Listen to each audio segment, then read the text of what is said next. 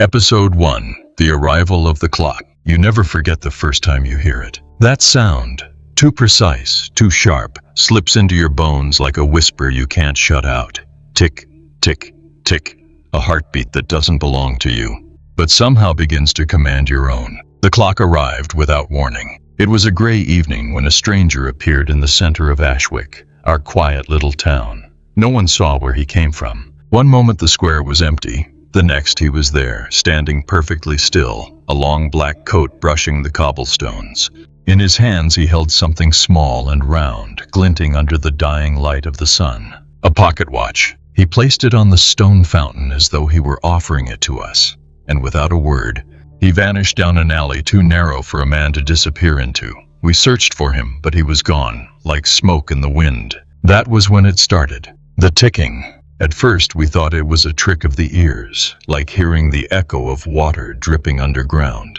But the sound grew louder, sharper, until it seemed to come from inside our own chests. Every shopkeeper heard it behind their counters, every mother rocking her child, every drunk slumped in the tavern. No matter where you went in Ashwick, the ticking followed. I remember the fear settling in like frost. People whispered that maybe the watch was cursed, that it had been planted here for a reason. Some wanted to smash it to pieces, but no one dared touch it, not even the mayor. They said the air around it felt wrong, too heavy, as if the very stones of the fountain rejected any hand that reached out. That night no one slept. The ticking didn't fade. It grew steadier, sharper, until it felt less like a clock and more like a countdown. 12 hours later it happened. Little Samuel Wilkes, only 10 years old, was the first.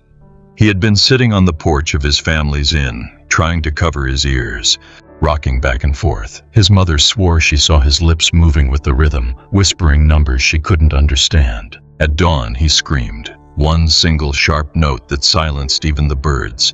Then he collapsed, eyes wide open, his mouth still forming the word 0. The clock, resting in the fountain, gave a long, hollow chime. And then, just like that, the ticking began again. No one needed to say it out loud. We all felt it in our marrow. This wasn't just a clock. This was a sentence, a curse, a promise of death measured in ticks and tocks. And though Samuel was the first, we knew he would not be the last. Episode 2, the first countdown. If Samuel's death was a warning, none of us were wise enough to heed it. The morning after, Ashwick gathered in the square. The boy's body had already been carried away, but the sound of his scream still clung to the cobblestones like a stain that no one could scrub clean. And there it was, gleaming under the weak sun. That cursed pocket watch, perched on the fountain, its silver face untouched by dust or rain. It ticked on, steady as a predator's breath. 12 hours. That's how long Samuel lasted from the moment it began.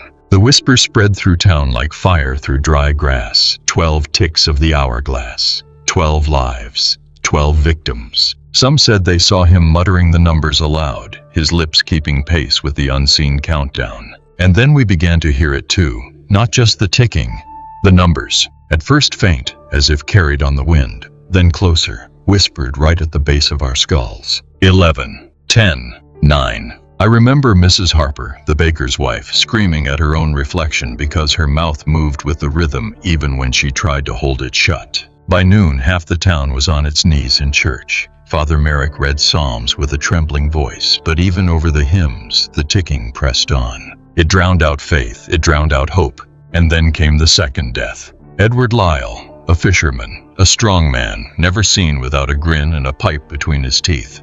That afternoon he stormed into the square with a hammer, swearing he'd end this madness by smashing the watch to pieces. We cheered him. We needed a hero. He lifted the hammer high and froze. I swear to God I saw his arm lock as though invisible chains bound him in place. His jaw clenched, his veins stood out like ropes, but he couldn't bring it down. His eyes rolled back, and then he began counting aloud. 3, 2, 1. The last word came out like a sigh. His body crumpled, lifeless, beside the fountain. The watch chimed again, a hollow metallic tone that echoed through every bone in town. This time, no one stepped forward. The square emptied in silence, leaving Edward's corpse alone with the ticking. Even the mayor, who had once called us fools for fearing shadows, locked himself inside his house and barred the door. That night, the ticking felt louder than ever.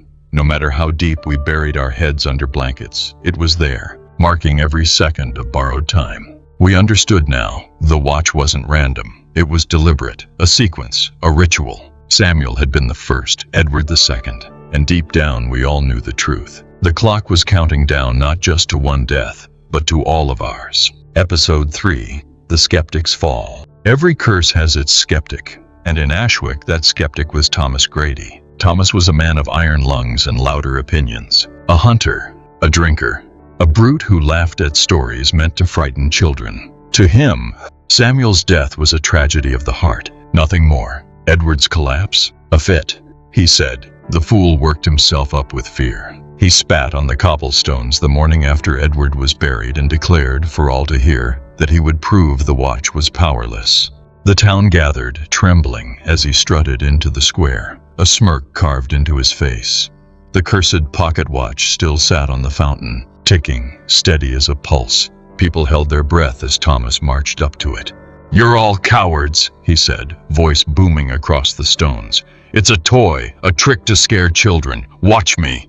He plucked the watch from the fountain with a single motion. A gasp rippled through the crowd. For the first time since it arrived, someone touched it, and then the air changed. It thickened, pressing down on us like an invisible hand. The ticking grew louder, not from the watch, but from everywhere at once. The walls of the tavern, the church bell tower, even the earth beneath our feet seemed to pulse with it. Tick, tick, tick. Thomas froze. His smirk faltered. "It's warm," he muttered, gripping the watch tighter, but his hand began to tremble. His lips quivered, and then he laughed, though it was the laugh of a man whistling past a graveyard. "See? Nothing but brass and gears," but we could hear it. Faint whispers spilling from his throat. Numbers. 7, 6, 5. He bit down on his lip until it bled, shaking his head violently. "No, I'm not saying it. I'm not." But his voice betrayed him, moving on its own. 4, 3. The crowd began to scatter, parents dragging their children away, others making the sign of the cross with trembling hands. I stood rooted, unable to look away, as Thomas's eyes rolled back. 2. His body convulsed, his knees slammed against the stone. The watch slipped from his hand, clattering to the fountain's edge. 1. The final word left his mouth in a whisper that didn't sound like his voice at all. Something darker, deeper, a voice that seemed to echo from a pit no one could see. And then he collapsed. The watch rang with that hollow chime again, reverberating through the square, through our bones, through the marrow of the town itself. Thomas Grady, the loudest skeptic in Ashwick, lay still on the stones, his eyes wide, his mouth frozen in a rictus grin that looked more like terror than laughter. No one touched him. No one dared retrieve the watch. We all knew what it meant. The deaths weren't chance. They weren't punishment for fear. The clock had chosen, and it was still counting. Episode 4, The Woman Who Knew the Numbers. Fear spreads fast in a small town. After Thomas Grady's death, Ashwick moved like a place already half buried. Shops shuttered, curtains drawn. No one spoke above a whisper, as if loud voices might draw the ticking closer. But she spoke. Old Mara. Blind for nearly 20 years, her milky eyes stared at nothing and yet seemed to see more than the rest of us combined. She lived on the edge of town in a sagging cottage, feeding stray cats and muttering to herself. Most dismissed her as harmless, a relic, until the night she came hobbling into the square. The watch ticked from its perch on the fountain, and she walked straight to it, her cane striking stone with steady rhythm. The townsfolk shrank back, afraid the curse might leap from her skin onto theirs. But she didn't falter. She touched the fountain's edge, leaned close, and whispered, "It's found us again." Her words turned the air to ice. "What do you mean again?" someone asked. Mara lifted her head, those pale eyes glimmering like dead moons. "I heard it once before, when I was a girl. Another town, another square, another fountain." The crowd murmured in disbelief, but none dared interrupt. She spoke with the certainty of a funeral bell tolling. There was a clock then. 2. Not a pocket watch, an old grandfather clock, taller than a man. It appeared without warning, and the moment it ticked, the dying began. 12 lives, always 12. No priest could banish it, no hammer could break it. And when the 12th had fallen, the clock vanished, just gone, as if it had never existed. Her hands trembled as she gripped her cane. I was one of the children spared. Blindness was my price for surviving. When I woke from the fever, I could see no more, but I could hear. Oh God, help me, I could still hear it. Silence swallowed the square. Even the watch seemed to hush for a breath. And now, she continued, voice cracking, it has returned. Not the same form, no. It changes shape, changes skin, but the numbers never change. 12 names, 12 deaths. It is older than this town, older than me, older than any of us. Someone sobbed, another cursed, but Mara only lowered her head as if in prayer. Do not think you can outwit it, she warned. Do not think you can bargain. The clock doesn't hunt at random. It chooses, and once chosen, you belong to it until the last tick. The words settled into our bones like lead. We wanted to deny her, to call her a madwoman, but deep down we knew. Samuel, Edward, Thomas, they weren't accidents. They were part of a sequence that could not be stopped. As Mara turned away, I swear I heard her lips moving with the rhythm, counting softly. 8, 7, 6. And God help me, the watch ticked along. Episode 5, The Priest's Confession. When faith begins to falter, people turn to the church. But in Ashwick, the church doors creaked open that night, not with hymns of hope, but with confessions of dread. Father Merrick stood at the altar, candles guttering in the draught, his face pale and lined with sleeplessness. He looked less like a man of God and more like someone carrying a secret too heavy to bear. We gathered in the pews, desperate for answers. The ticking was everywhere now, woven into the rafters, echoing in our skulls. The deaths of Samuel, Edward, and Thomas sat in our throats like stones we couldn't swallow. Merrick raised a shaking hand. My children, he began, his voice hoarse. I have sinned, not by deed, but by silence. The crowd leaned in. The priest's eyes darted to the crucifix above him, as though begging forgiveness before speaking the unspeakable. I have seen this clock before. A ripple of horror moved through the pews. He gripped the pulpit so tightly his knuckles whitened. Not with my eyes, but in dreams. For years the watch has visited me. It appeared first as a whisper, then as visions. A silver face, a black hand turning backward, counting down. I thought it was temptation, a devil's trick. I prayed, I fasted, but the dreams would not leave me. He swallowed hard, his voice cracking. And worse, the dreams told me names, faces. Some of them I have already buried this week. Someone cried out, another demanded he stop. But the priest pressed on, tears streaking his cheeks. You must understand, the watch is not merely a curse. It is a covenant, a bargain written in time itself. Each death is not chosen by chance. It is woven into the fabric of the countdown. And once begun, it cannot be undone. He collapsed to his knees at the altar, clutching the hem of his robes. I should have warned you. I should have told you the truth before Samuel fell, before Edward, before Thomas. Forgive me, forgive me. The congregation erupted in chaos. Some spat at him, calling him a coward. Others clung to him, begging for answers, for absolution. But Merrick could only weep, muttering prayers that dissolved into numbers. 5, 4, 3. I swear the entire church froze. Every candle flickered at once, shadows stretching like claws across the stone walls. A woman screamed and bolted for the doors, only to find them locked tight, though no one had touched them. The air thickened, and the ticking grew so loud it drowned even our own pounding hearts. Father Merrick looked up, his eyes wide with terror. It's here, he whispered. The next name, the next soul. And then the watch chimed from the fountain outside, though none of us had left the church. One chime, hollow, final. We knew what it meant. Another life had just been claimed. But this time none of us knew whose. Episode 6, The Pact of Silence. Terror changes people. By the time the church doors opened again, Ashwick was no longer the same town. We had buried too many in too few days. And worse than the deaths themselves was the knowing, hearing the ticking crawl through our skulls, counting us down like cattle marked for slaughter. So the elders called a meeting in the town hall. Candles lit the long wooden table, but their flames flickered as if the air itself trembled at what was about to be spoken. Mayor Alden, voice ragged, declared, from this moment forward, no one is to speak of the watch, not the ticking, not the numbers, not the dreams. We will starve it of our fear. We will deny it the power of our voices. It sounded mad, but desperate men cling to desperate rules. Some nodded, some wept, but one by one, we all agreed.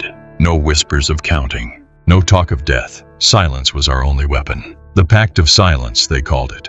For a single night, Ashwick was still. No one dared speak. Even children were hushed with trembling fingers. We moved like shadows through our homes, listening, waiting. But silence did not save us. It only made the ticking louder. I lay awake that night, staring at the ceiling beams, and I swear the sound was no longer outside. It was inside, beneath my ribs, in the hollow of my throat. Tick, tick, tick. By morning, half the town looked sickly, eyes sunken, lips cracked from holding back words they longed to scream. But worse than the silence was the sight of Mara, the blind old woman, standing in the square at dawn, her lips moving. She wasn't speaking, she was counting. Soft, steady numbers spilling like poison. 8, 7, 6. The crowd gasped, some covering their ears, others falling to their knees in terror. "Stop her!" someone shouted, but no one dared touch her. She swayed, as if in trance, her cane tapping the cobblestones with each number. When at last she collapsed, the watch on the fountain rang again, a hollow chime that made the air shiver. Another life stolen, though whose? We did not know until later, when they found young Daniel Pike dead in his bed, his eyes wide open, lips still wet with the shape of the word 0. The pact had failed, but none dared admit it. Instead, the elders doubled down. More silence, they said. No mention of the numbers at all. We must deny it every echo. So we obeyed, swallowing our fear like broken glass. But silence is not peace. Silence is a tomb. And in that tomb, the ticking only grew sharper, louder, hungrier. I realized, with a horror I could not voice, that by silencing ourselves, we had only given the watch the stage it craved. It didn't need our words anymore. It was speaking for us. Episode 7, The Midnight Strike. Midnight in Ashwick had never been quiet. Not truly. There was always the creak of shutters, the bark of stray dogs, the restless stirring of a town that breathed even in its sleep. But that night, midnight came like a sealed tomb. Every lamp was snuffed out, every door was bolted, and still the ticking marched through the darkness, steady, merciless, like a predator circling prey too frightened to run. I sat by the window, eyes fixed on the square. The watch glimmered faintly on the fountain's edge, as though lit from within, its silver face glowing like an unholy moon. The air grew heavier as the clock's hands inched closer to 12. My lungs burned with every breath, as though the night itself was strangling me. Somewhere in the distance I heard a horse whinny, then fall silent, as if even beasts could sense what was coming. And then it began. The first chime tore through the night like a blade through cloth. Deep, hollow, and impossibly loud, it rattled the glass in every home. The second chime followed, and with it the ground trembled. Plates toppled. Chairs scraped across the floorboards, though no hand touched them.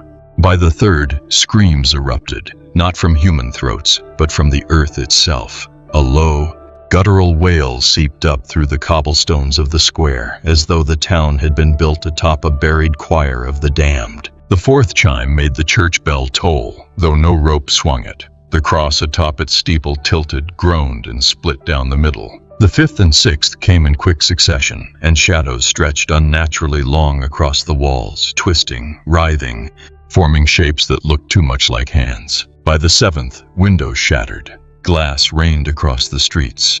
I saw people fleeing from their homes, covering their ears, only to fall to their knees as the air itself seemed to press them flat. The eighth and ninth rattled the bones in my skull. Every tooth ached. Every vein in my body throbbed in rhythm with the sound. The 10th chime made the fountain erupt. Water hissed and boiled, steam curling around the watch that sat untouched on its ledge. The 11th, oh God, the 11th silenced everything. No screams, no footsteps, no breath, just stillness, as though the whole town had been caught in a single, suffocating pause. And then the 12th, a sound so final it felt like the universe itself exhaled. The fountain split, the ground cracked, and from those cracks, something seeped, thick, dark, and metallic, the stench of iron flooding the square. Blood, rising, pooling, spreading like the town itself had been cut open. I wanted to look away, but I couldn't. None of us could. Every eye was fixed on the watch as it sat serenely above the carnage, its ticking resuming as though nothing had happened. Tick, tick, tick. That night Ashwick learned a truth we had prayed not to face. The clock was not simply counting lives. It was keeping time for a ritual. Episode 8, The Survivor's Lie. Not everyone in Ashwick died when their number came. At least, not right away. Her name was Eliza Wren, a seamstress, slight as a reed, with dark hair always tied back from her face. She was no one important, no elder, no preacher, no loud skeptic, just a girl who stitched gowns and whispered prayers at night. And yet, one evening, we all heard it, her voice counting. 3, 2. We knew what came next. The town gathered outside her shop, trembling, waiting to hear that final, fatal word. But it never came. When the sun rose, Eliza still lived, pale, trembling, eyes wide with terror, but alive. At first we called it a miracle, proof that maybe the curse could be broken. But the truth was far stranger and infinitely more dangerous.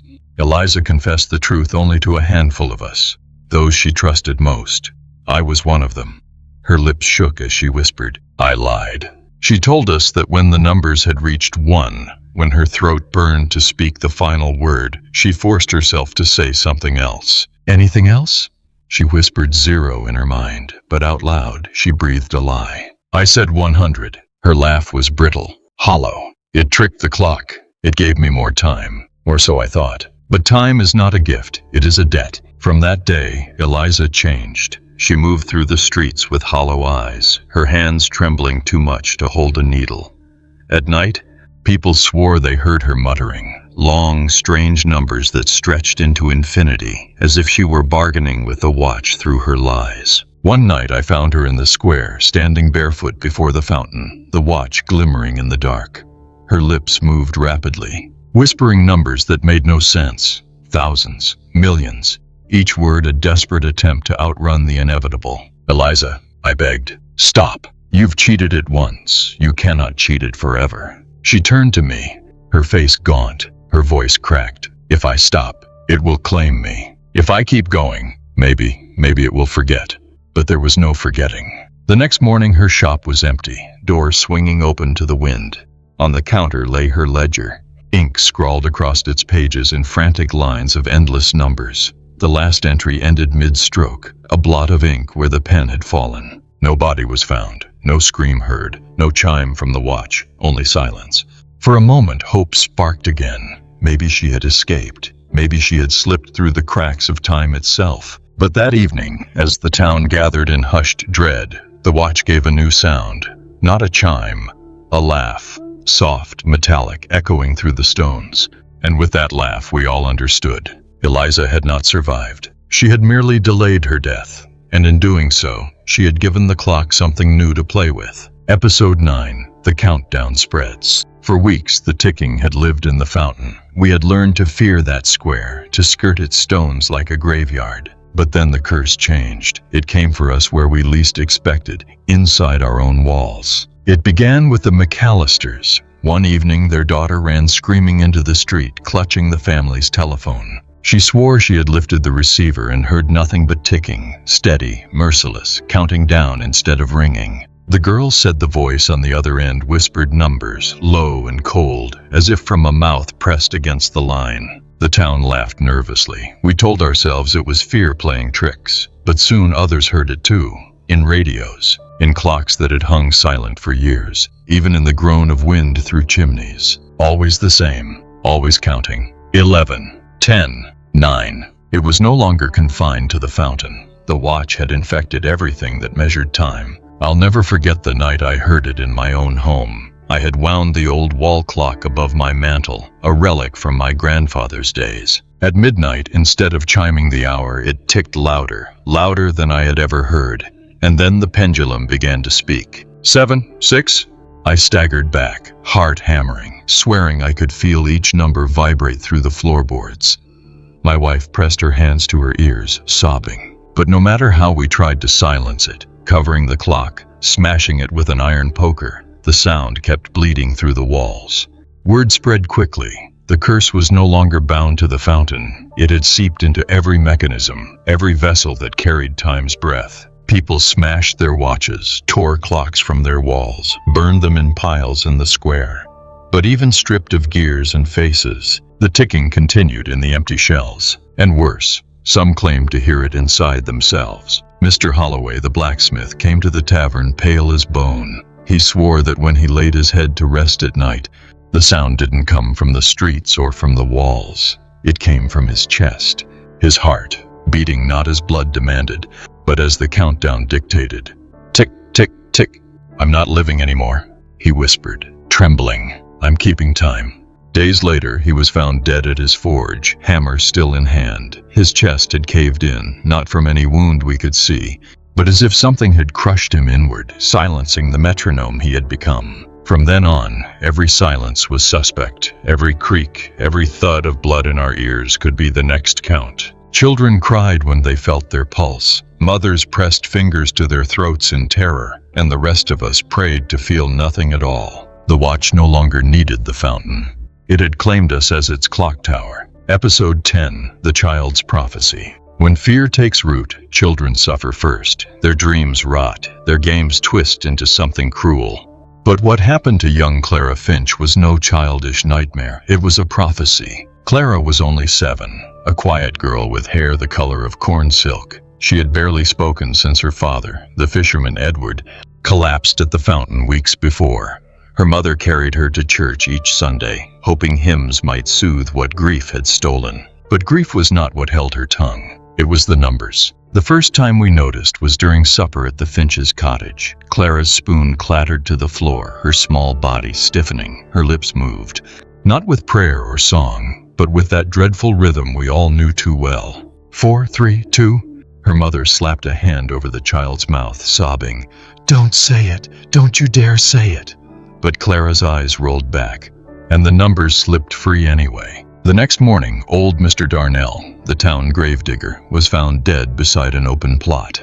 His shovel still plunged into the earth, his face frozen mid-gasp. And when we counted the hours between Clara's whispered countdown and his fall, the match was exact. At first we told ourselves it was coincidence, but Clara kept speaking. Sometimes at dawn, sometimes at dusk, sometimes in the still hours before midnight.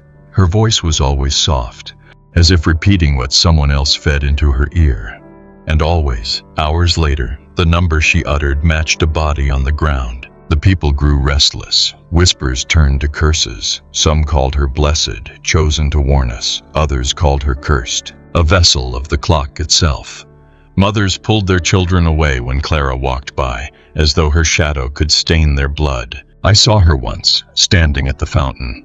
The watch gleamed before her, and she stared at it as if into a mirror. Her lips moved, but I heard no sound. Then she turned to me, her eyes pale with terror. "It won't stop," she whispered. "It's teaching me the end." "The end of what?" I asked. Her reply was a whisper sharp enough to cut bone. "The end of everyone." That night the town elders gathered in fury. Some demanded she be locked away. Others muttered about sacrifice, that perhaps giving the clock what it wanted might spare the rest of us. Father Merrick tried to shield her, claiming she was only a child, but his voice shook with doubt. As for Clara, she did not resist. She sat silently, fingers tracing the wood of the pew, lips trembling with words she refused to release. But even in silence, we could feel it, the numbers pressing at her teeth, begging to escape. And when the watch chimed at midnight, a hollow echo that shuddered through the square, Clara's mouth opened without her consent. 12, she said softly. Not 1, not 0, 12. And that was somehow far worse. Episode 11, The Man Who Tried to Stop Time. Every curse breeds a fool, someone who believes they can outwit the inevitable. In Ashwick, that fool was Jonas Harker. Jonas was not born brave, he was born desperate. His wife had been the 7th victim, her lips shaping 0 before her body struck the floor of their kitchen. Since then, Jonas had drunk himself into madness. He spoke of revenge, of stealing death's weapon and breaking it with his own hands. One storm-lit evening, he staggered into the square carrying a blacksmith's sledgehammer. His eyes were wild, his shirt drenched with sweat though the air was cold. The watch glimmered on the fountain, ticking patiently, as if waiting for him. "Time ends tonight," Jonas roared, voice cracking. "No more counting, no more names. The townsfolk watched from their windows, too afraid to step outside. I was among them, peering through the glass as Jonas raised his hammer high. Lightning split the sky, throwing his shadow long across the stones. The hammer came down. The watch shattered. At least it seemed to. Metal cracked, glass splintered, gears scattered across the fountain's edge. For one heartbeat, the ticking stopped. Silence washed over us like a blessing. But silence in Ashwick had become a lie. The pieces began to twitch. Gears spun without hands to turn them. The cracked face of the watch pulsed with a faint glow. And then, like seeds splitting open, the fragments sprouted smaller watches. Tiny silver faces, each one ticking furiously. 1 became 3. 3 became 10. By the time Jonas dropped his hammer in horror, dozens of pocket watches skittered across the stones like insects. Their ticking overlapping in a frenzy. The sound was unbearable. Hundreds of clocks, hundreds of countdowns, all speaking at once. Numbers filled the air, colliding, echoing. 11, 5, 2, 9. Jonas screamed, swinging his hammer wildly, crushing some beneath its weight. But each he destroyed seemed to birth 2 more. His movements grew frantic, his cries broken, until at last his hammer slipped from his bloody hands. The clocks swarmed him. They climbed his arms, dug into his flesh, fused to his skin. The glow of their faces lit his body as if branding him. Jonas shrieked as numbers poured from his mouth, faster, faster, until his voice collapsed into a single, endless countdown. Then he fell silent. When the lightning flashed again, the swarm of watches was gone. Only Jonas remained, still, kneeling in the square, his chest split open. Inside, where his heart should have been, there ticked a single watch. It gleamed faintly, its hands moving backward. The crowd gasped, but no one dared touch him. Jonas sat frozen like a grotesque statue, mouth locked in a final scream, his body a vessel for the very thing he had tried to destroy. And the ticking began again, louder, stronger, everywhere at once. We realized too late, Jonas hadn't stopped time. He had multiplied it. Episode 12, the last 12 ticks. We always feared the ticking, but when the final 12 began, we learned fear had been a mercy. It started at dusk, when the last light drained from the horizon. Every clock in Ashwick, broken or buried, smashed or hidden, suddenly awoke. Their hands spun wildly, their gears grinding as though the town itself had become one vast machine. Then together, they stilled, and the first tick came. It wasn't sound, it was sensation. A shudder in the marrow, a pulse in the teeth. Every man, woman, and child clutched their skulls as the vibration rattled through their bones. 11. The second tick dropped the air temperature so sharply frost bloomed across windows, though no snow had fallen. Our breath turned white.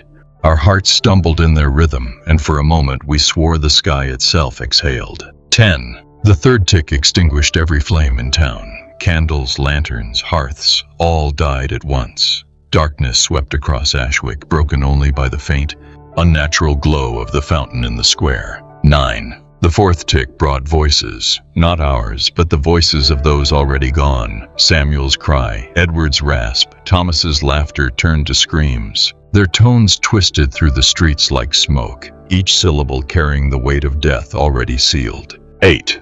By the fifth, the ground trembled. Graves cracked open in the churchyard, soil spilling like blood from a wound, and from the fractures came hands, white, skeletal, reaching. 7. The sixth tick drew the dead into the streets. Not corpses, not specters, but something between. Shadows in flesh, hollow-eyed and staggering, their mouths whispering numbers in unison. 6. The seventh tick made the living see them clearly. Not strangers, but family. Husbands saw wives, children saw parents.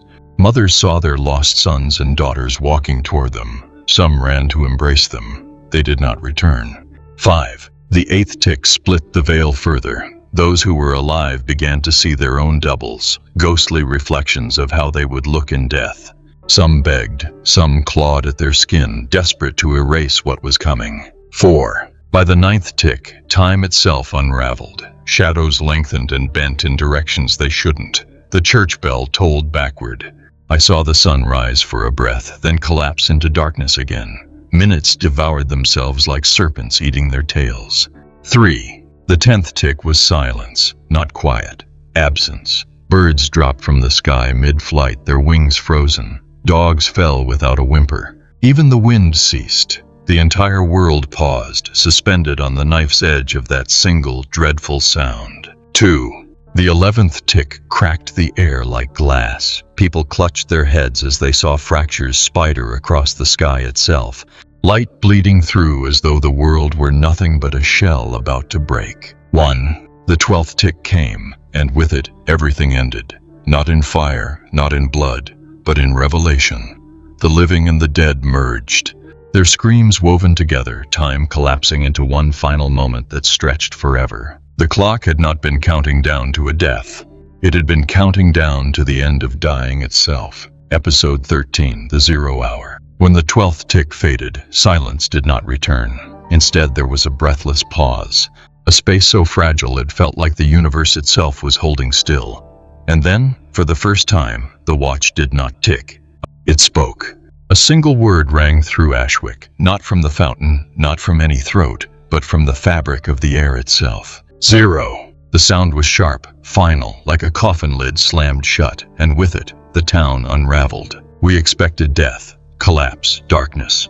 But what came was far crueler. Time folded in on itself. The moment of our deaths became the prison of our lives. I saw Samuel Wilkes again, the boy who had been first to fall. His body shuddered on the inn porch, lips whispering 0 as his mother screamed. Then, before our eyes, he rose, alive, whole, confused. His relief lasted only seconds. The ticking resumed, faster this time, and Samuel collapsed again, dead in the same instant, his mother wailing as if for the first time. And then it repeated, again, and again, and again. Edward the fisherman swung his hammer endlessly, forever frozen between defiance and collapse. Thomas Grady, the skeptic, smirked, cursed, counted down, died, only to reset, his grin turning more grotesque with every loop. The graveyard writhed with repetition. Men clawed free of their coffins, gasped, screamed, fell back, only to rise once more. Wives watched their husbands choke on invisible words again and again, their grief stretching into madness. We were not living, we were reliving. I felt it myself. My breath hitched, my chest tightened. Darkness swept over me, then light. My heart stopped, then started. I fell to the ground, then stood again, gasping the same gasp, living the same moment, trapped inside my own ending. There was no escape, no progress, no release. The streets filled with echoes of dying, gasps, screams, final words cut short. Every sound overlapped, an endless chorus of agony replayed on a loop. It was not death, it was dying forever. Some tried to run. They never made it past the edge of town. The boundary folded like a mirror, spitting them back into the square, into the watch's gaze. Others tried silence, biting their tongues, holding their breath. But silence only delayed the inevitable. Time itself dragged them back into the loop. And through it all, the watch glowed on the fountain. Its hands no longer moved forward or back. They spun wildly, erratic, laughing in metallic whirs as though mocking us. I understood then, 0 was not the end. It was the trap.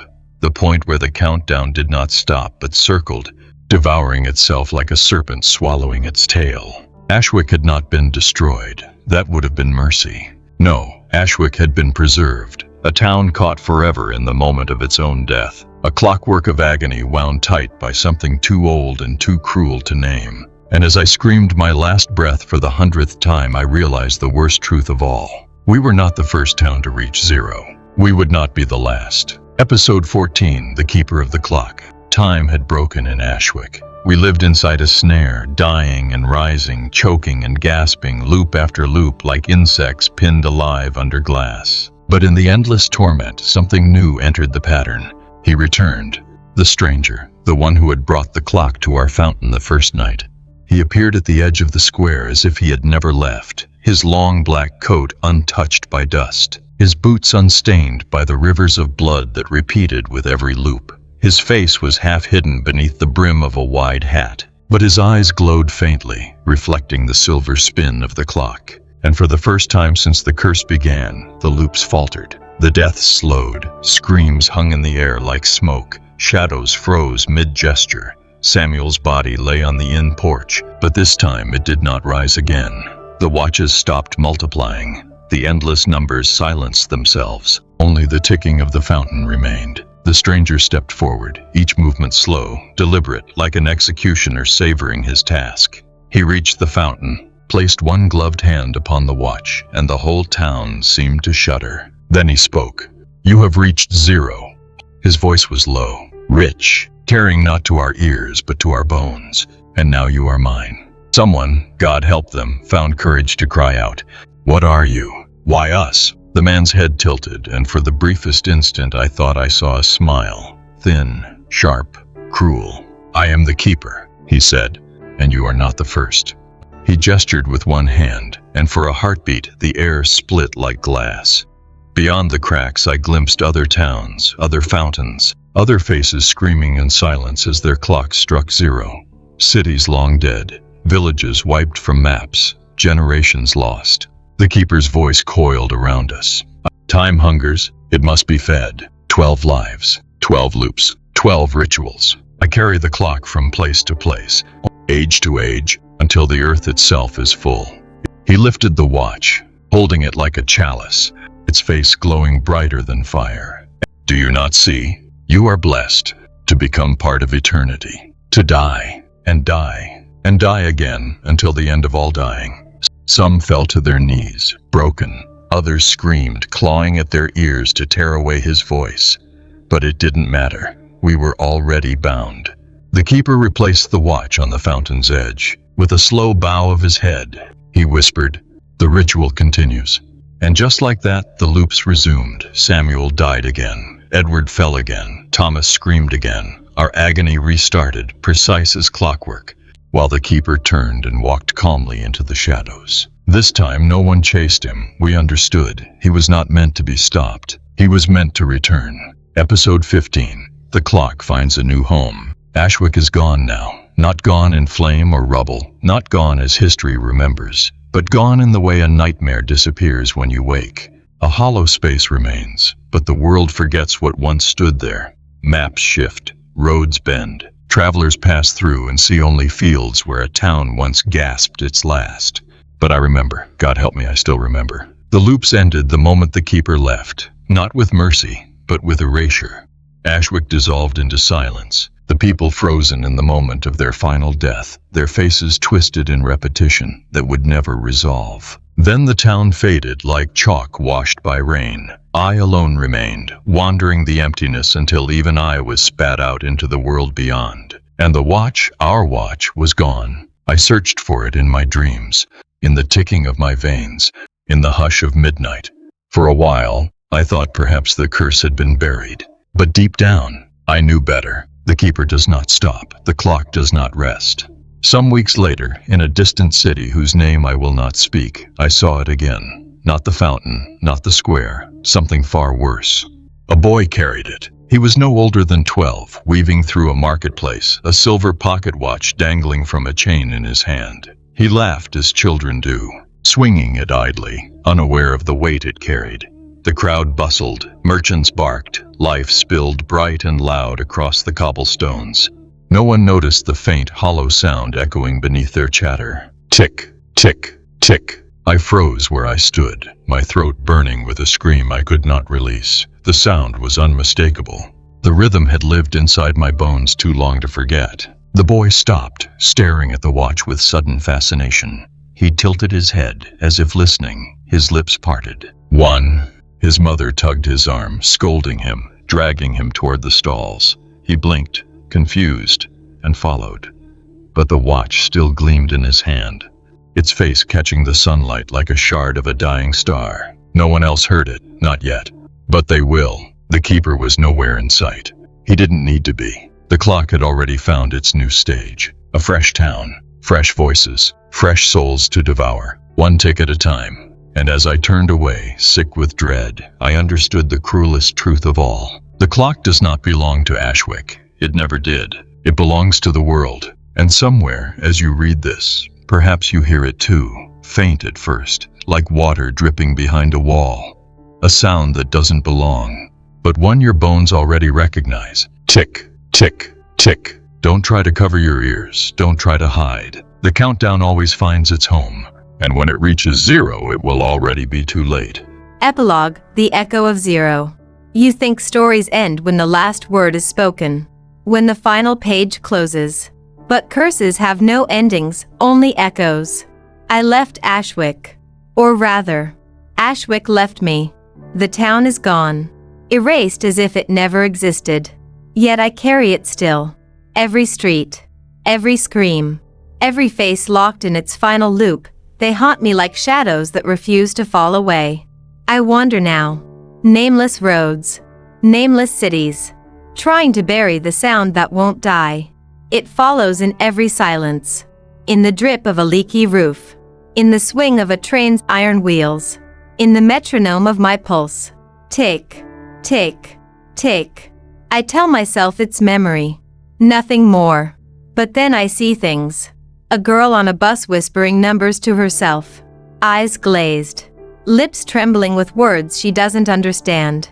A shopkeeper pausing mid-sale, staring at the clock on his wall as if it had just spoken. A baby, not yet able to walk, mouthing the word zero in its sleep. The curse is not bound to Ashwick. The keeper carries it forward, planting it in the cracks of the world like seeds of rot. And those seeds are sprouting. Sometimes, when I dare sleep, I dream of a map. Not one of countries or roads, but of towns, dozens, hundreds, each marked with the faint glow of a silver watch. Some are ancient, long swallowed by forests or deserts. Others are bustling now, unaware their time is already counting down.